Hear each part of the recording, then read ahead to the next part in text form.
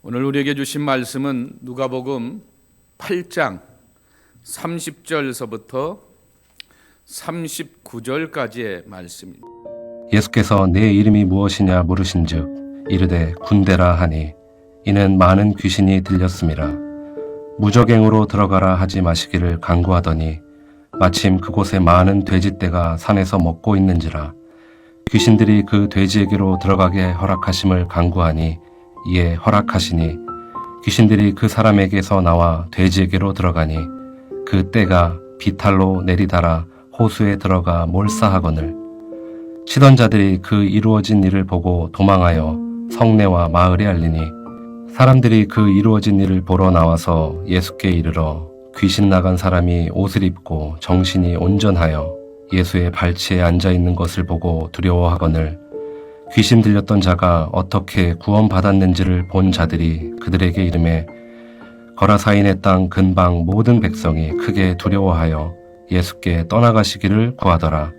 예수께서 배에 올라 돌아가실새 귀신 나간 사람이 함께 있기를 구하였으나 예수께서 그를 보내시며 이르시되 집으로 돌아가 하나님이 내게 어떻게 큰 일을 행하셨는지를 말하라 하시니 그가 가서 예수께서 자기에게 어떻게 큰 일을 행하셨는지를 온 성내에 전파하니라.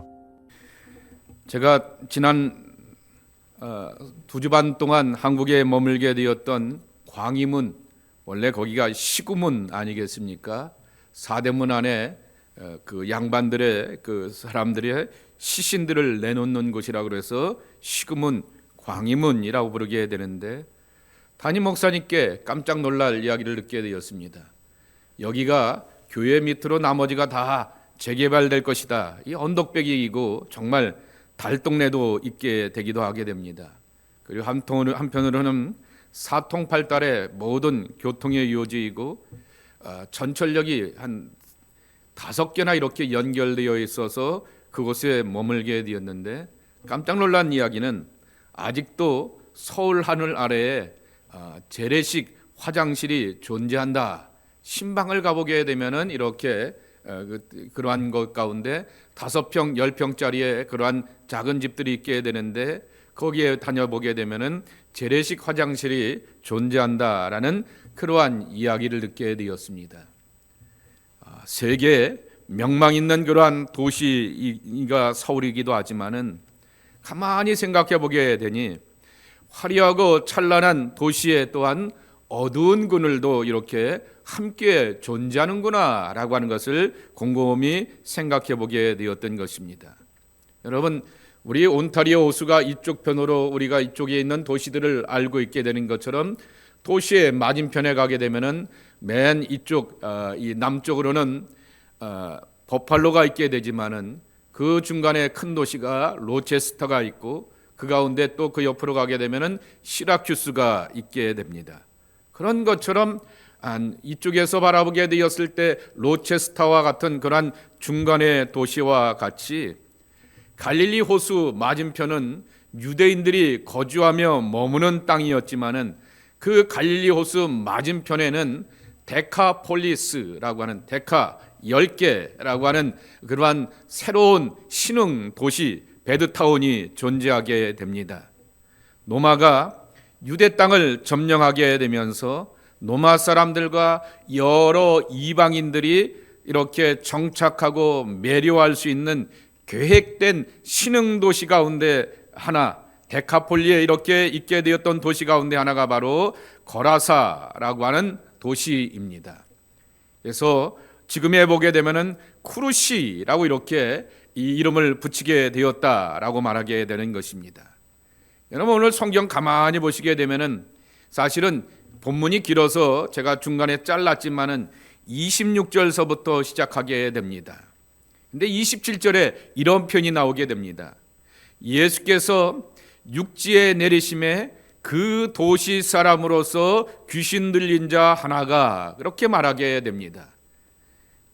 시골일 것 같아 보이게 되는데 그냥 우리의 지금의 기준과 잣대로 보게 되면은 스몰 타운처럼 보이게 되었는데 성경은 도시라고 이렇게 분명하게 표현하게 되었던 것입니다.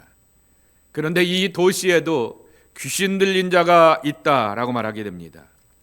예수님께서 그 귀신 들린 자에게 묻습니다.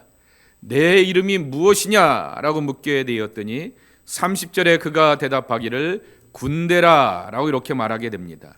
혹시 여러분 성경을 갖고 있는 분들을 보게 되면은 거기에 1번이라고 써놓게 되고 레기온이라고 이렇게 써있게 되는데 로마 군대의 여단 규모라고 말하게 되는 것입니다. 보통 한 대대가 400명에서 500명 사이, 그리고 그것이 합쳐지게 되면 한 2,000명 되는 것이 바로 연대가 되지 않습니까? 그리고 그 연대에서 한 2만 명 정도가 되는 것이 사단인데 그 연대와 사단의 중간 그 부분이 바로 여단인 것입니다. 10,000명에서 한 6,000명 정도가 되는 그러한 군인들이 바로 있는 것이 바로 여단쯤 된다라고 말할 수 있을 것입니다. 나는 군대입니다. 나는 레기온이라고 말하게 되면서 6천여의 많은 사람들이 내 안에 있습니다. 귀신들이 내 안에 있습니다라고 대답하게 되는 것입니다. 이것에 대하여서 어떤 성사학자는 그가 가지고 있는 한 인격체 안에 다중적인 모습들이라고 표현하기도 하게 되는 것입니다. 이럴 때도 있고 저럴 때도 있고 조현병 환자처럼 그럴 때도 있게 되고 여러 가지 다양한 모습이 드러나기도 한다라고 하는 것입니다. 어떤 성사학자는 그의 행동과 처신이 종교적으로 바라보게 되었고 사회적으로 바라보게 되었을 때 정말 중증의 환자로서 심각한 문제를 가지고 있었기 때문에 군대 귀신 들린 자라고 하는 이름을 갖기도 하였다라고 해석하게 됩니다. 예를 들면은 막달라 마리아가 7 귀신 들렸다라고 말하지 않습니까? 심각한 질병과 그렇게 재앙 가운데 있게 되었을 때 그 심각함을 예수님께서 능히 해결해 주시게 되었듯이 이 사람도 이렇게 군대 귀신 들렸다라고 하는 것이 굉장히 심각한 모습이라고 하는 것입니다. 성경에 실제로 그거를 소개하게 되었을 때 옷을 하나도 입지 않게 되었고 소리를 고래고래 지르게 되었고 그리고 또한 그가 머물고 있고 살고 있는 것은 27절 말씀에 보게 되면은 무덤 사이라고 이렇게 말하게 되는 것입니다. 정말 오늘날 우리가 살아가는 삶의 현실 속에도 여전히 군대 레기온과 같이 다수의 숫자를 의지하면서 삶의 가치관을 갖고 사는 사람들이 존재하게 되는 것입니다.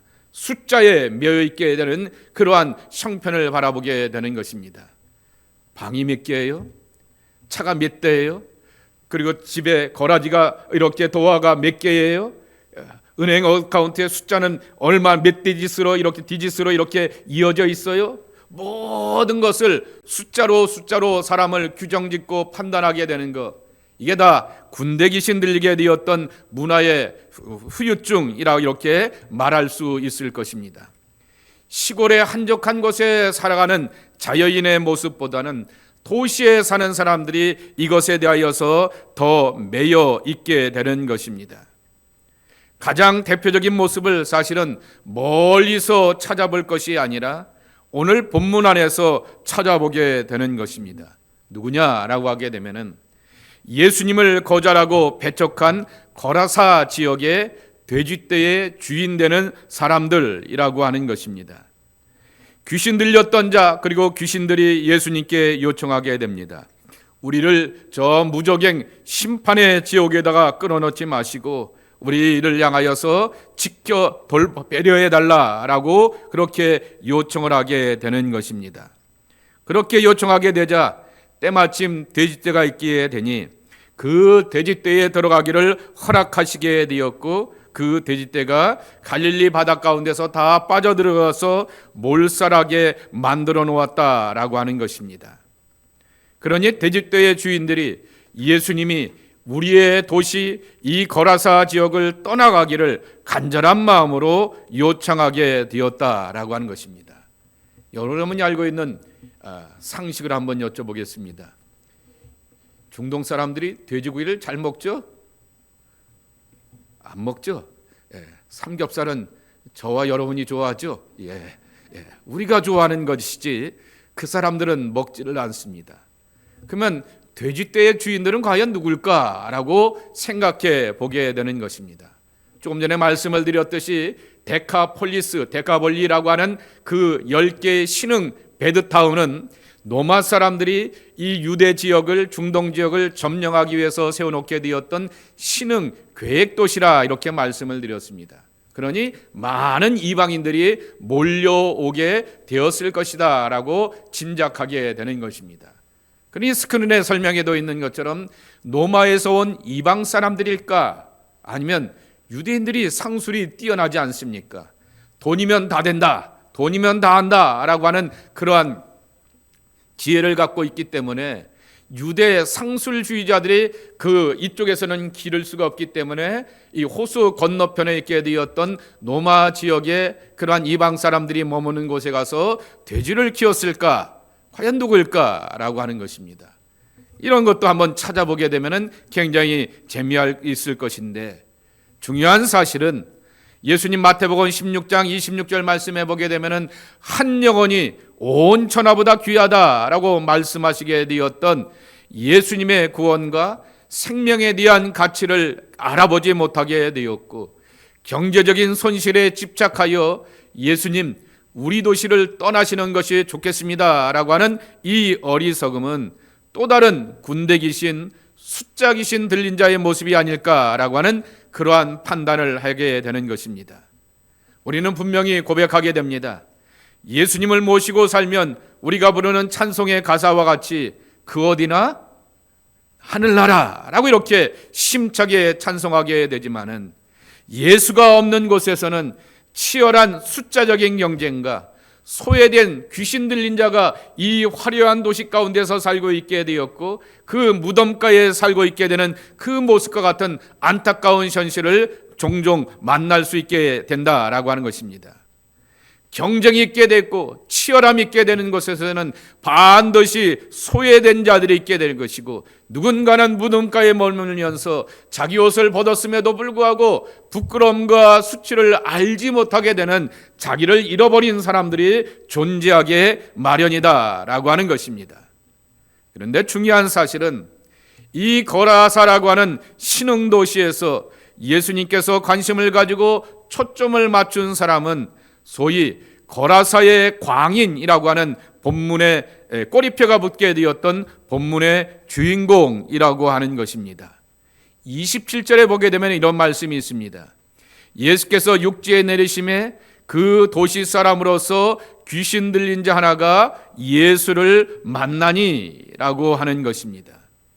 그의 삶에는 정말 행운에 행운이 더하게 되는 것이었고, 하나님의 크신 일을 경험하게 되었던 은혜와 축복을 경험하게 되었는데, 인생 최고의 축복과 행운이 되는 예수님을 만나는 은혜가 그에게 경험되었기 때문이다라고 하는 것입니다. 그때 그는 예수님의 제자가 되어보려고 예수님을 쫓아가려고 하게 되었더니, 따라오지 말고 내 집으로 돌아가서 내 가까운 사람들에게, 소중한 사람들에게 바로 하나님께서 베풀어 주시게 되었던 큰 일을 전하는 증거자의 삶을 살라라고 권면해 주신 것입니다. 그래서 오늘 원탑픽 교훈입니다. 진정한 제자의 삶이라고 하는 것은 예수님의 발치에 앉는 것뿐만 아니라 일상의 삶에서 하나님의 사랑과 구원을 증거하는 것이다 라고 하는 것입니다. 오늘 귀신이 나가며 온전한 정상인의 삶으로 돌아오게 되었던 본문의 주인공을 향하여 그는 예수님의 발 앞에 앉아 있었다라고 35절에 보게 되면 소개하여 주고 있는 것입니다. 사람들이 이런 일을 보러 나가고 예수께 이르러 귀신 나간 사람이 옷을 입고 정신이 온전하여, 이것이 바로 회복된 사람의 모습이죠.